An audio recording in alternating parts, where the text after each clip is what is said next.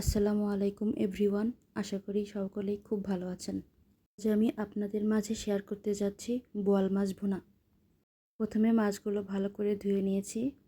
পর মাছগুলোতে লবণ হলুদ মেখে নিয়েছি। লবণ হলুদ মাখানোর পরে একটু সরিষার তেল দিয়ে মেখে নিয়েছি।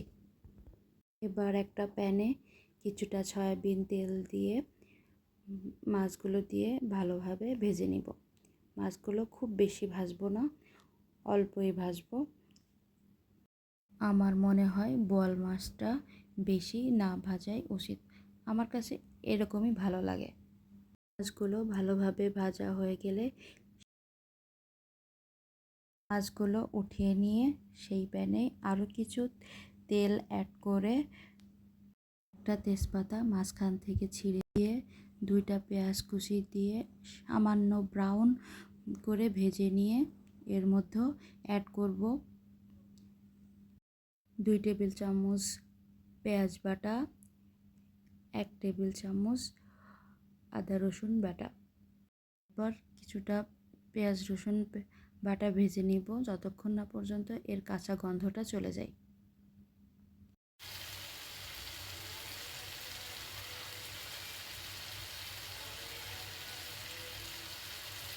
এরপর একে একে লবণ, হলুদ গুঁড়া, শুকনা মরিচের গুঁড়া, তারপর ধনিয়া গুঁড়া দিয়ে ভালো করে অল্প অল্প করে পানি দিয়ে মশলাটা খুব ভালো করে কষিয়ে নিতে হবে।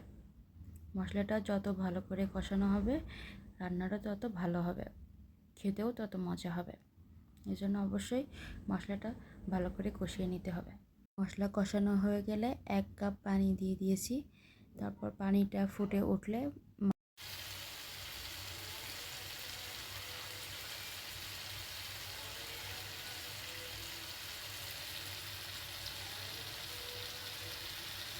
মাছগুলো দিয়ে দিয়েছি।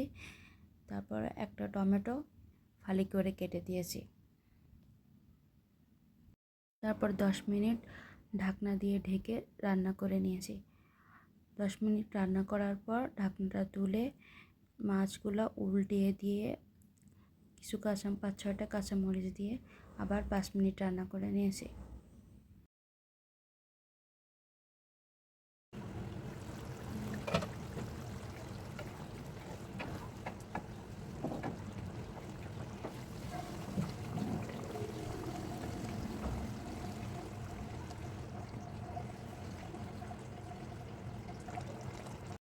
সবশেষে কিছু গরম মশলা গুঁড়া দিয়ে রান্না শেষ করেছি।